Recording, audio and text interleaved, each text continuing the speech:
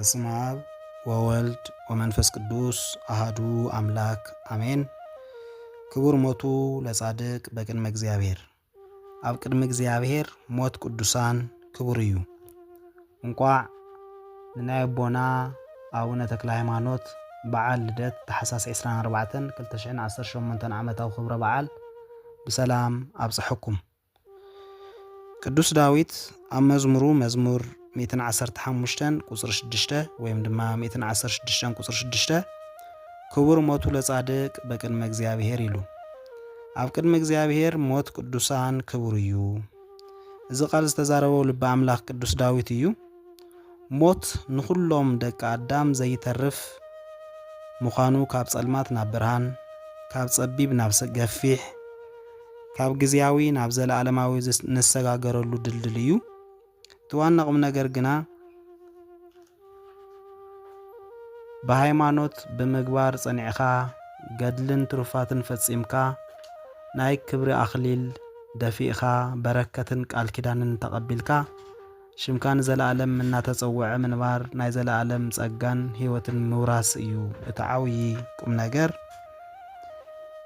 ከምዚ ዓይነት ሞት እዩ ክቡር ቅዱስ ዳዊት ኣብ ቅድሚ እግዚአብሔር ሞት ቅዱሳን ክቡር እዩ ዝበሎ።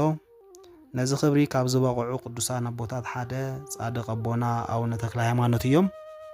ጻድቕ ኣቦና ኣቡነ ተክለ ሃይማኖት ብናይ እግዚአብሔር ድንቂ ጥበብ ብቅዱስ ሚካኤል ብስራት ካብ ኣቦኦም ካህን ቅዱስ ጸጋ ዘኣብ ካብ ኣዲኦም ቅድስቲ እግዚአብሔር መጋቢት 24 ተጸኒሕሶም ታሕሳስ 24 1197 ዓ.ም ተወሊዶም ኣብ ዝተወለድሉ ኣብ መበል ሳልሳይ መዓልቶም ታሕሳስ 26 ሰንበት ሰዓት 9 ካብ ሕቕፎ ኣዲኦም ወሪዶም ኣሃዱ ኣብ ቅዱስ ኣሃዱ ወልድ ቅዱስ ኣሃዱ ውእቱ መንፈስ ቅዱስ ኢሎም ንስላሴ ኣመስጊኖም እዮም።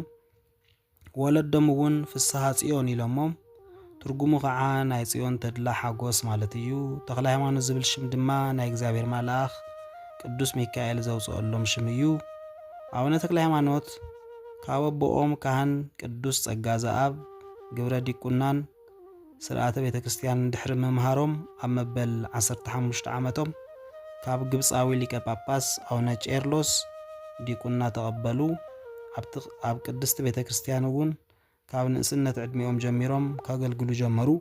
ካብ ዕለታት ሓደ መዓልቲ ጻድቕ ኣቡነ ተክለ ሃይማኖት ምስ ኣዕርኽቶም ናብ ሃደን ምስ ከዱ ኣምላኽና መድኃኒትና ኢየሱስ ክርስቶስ ተገሊጹ ጸጋ መንፈስ ቅዱስ ኣሕደረሎም። ንህዝበ ክርስቲያን ከግልግል ወንጌል ናብ ዘይበጽሖ ቦታ ከብጽሕ ከም ዝለኣኾም ሓዲስ ሐዋርያ ገይሩ መሪጽዎም እዩ። ቅዱስ ሚካኤል እውን ንሰባት ካብ ጸብአ ኣጋንንቲ ኣድሒኑ ወንጌል ሰቢኹ ናብ መንግሥተ እግዚአብሔር ከም ዝመረጾም ኣጋንንቲ ናይ ሙጻእ ተኣምራት ናይ ምግባር ስልጣን ከም ዝሃቦም ስሞም እውን ተክለ ሃይማኖት ከም ዝበሎም ተክለ ሃይማኖት ማለት ድማ ናይ ኣብን ናይ ወልድን ናይ መንፈስ ቅዱስን ተኽሊ ናይ ሃይማኖት ፍሬ ማለት እዩ። ድሕሪኡ ኣቡነ ተክለ ሃይማኖት ዝነበሮም ኩሉ ንብረት ንቤተ ክርስቲያንን ንነዳይን ብምሃብ ሐዋርያዊ ጉዕዞኦም ጀመሩ።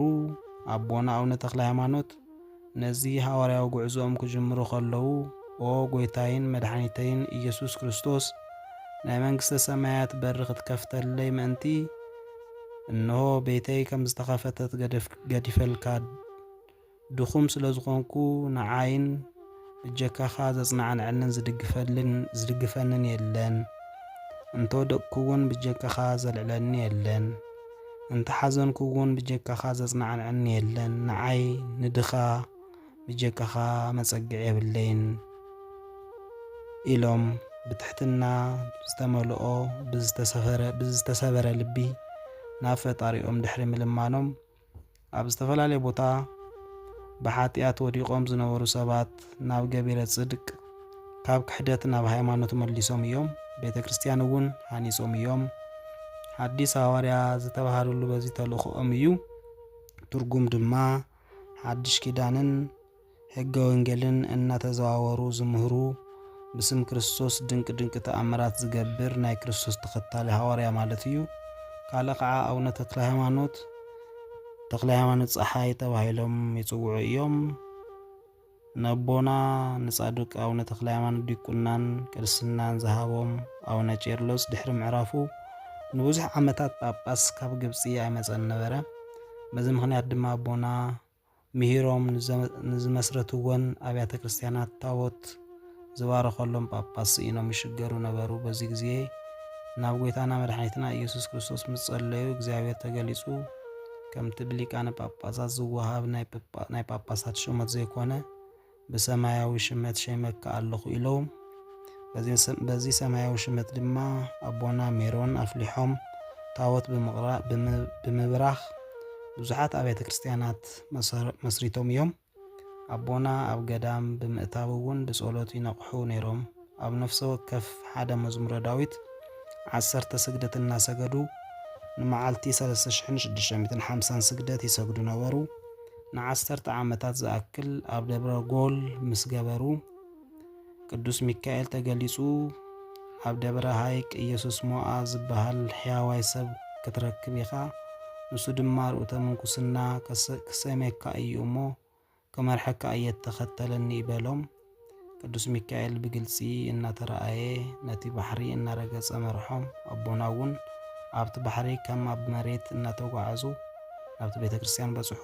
አባ ሞዓ ኢየሱስ ሞዓ ድማ ብደስታ ተቐቢልዎም ናይ ቅድስናን ናይ መላእክት ምሳሌ ዝኾነ ናይ ስኬማ ምንኩስና ልብሲ ኣልበሶም። ኣብኡ ድማ ብብዙሕ ገድልን ጸሎትን ነበሩ። ብዘይካ ቀዳምን ሰንበትን ምግቢ ከይበልዑ ኣብ ሃይቅ እስጢፋኖስ ጸንሑ። ኣብ ከምዚ ትግሃትን ከለዉ ቅዱስ ሚካኤል መጺኡ መንዚዑ ብምውሳድ ናብ ሳልሳይ ሰማይ ኣውፅኦም ኣብጽሖም። ኣብኡ ድማ ቅዱሳን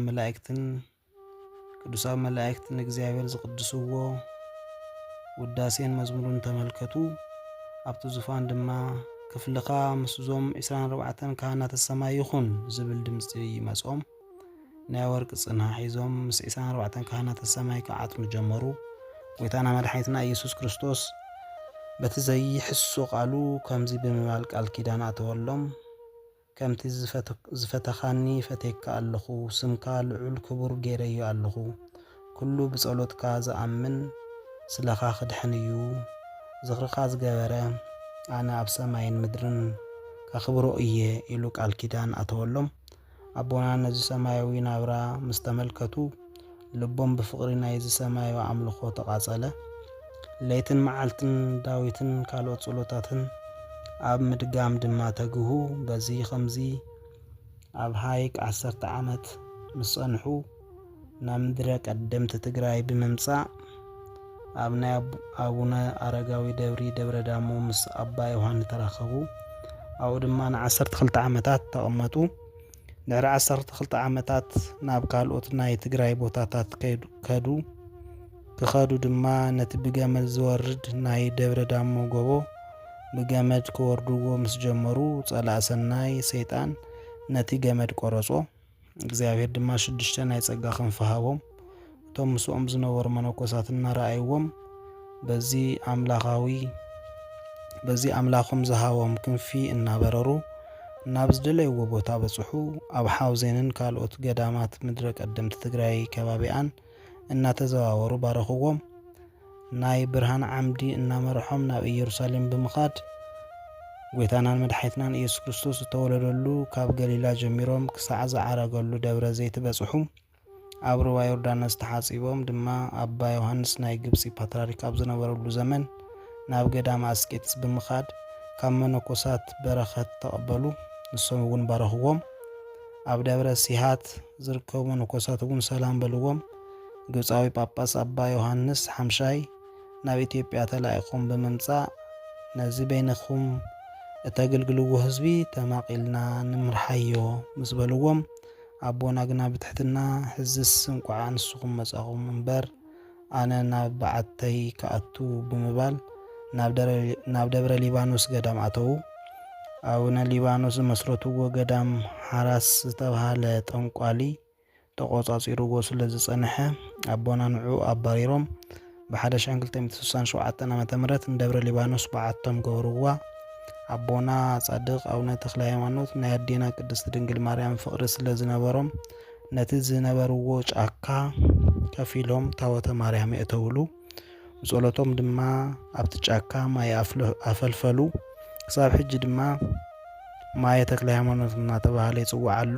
አቦና ኣብዚ ገዳም ን29 ዓመታት ድሕሪ ምጽናሕ ሰውነቶም ደኸመ እርጋን እውን ኣርከበቶም በኸምዚ እናተዘዋወሩ ወንጌል ከምህሩ እኳ እንተዘይከኣሉ ንብዙሕ ዘመን ኣብ በዓቶም ኮይኖም ብዘይገለ ምርኩስ ከም ዓንዲ ቆይሞም ብምጽላዮም ሓንቲ እግሮም ተቆረጸት።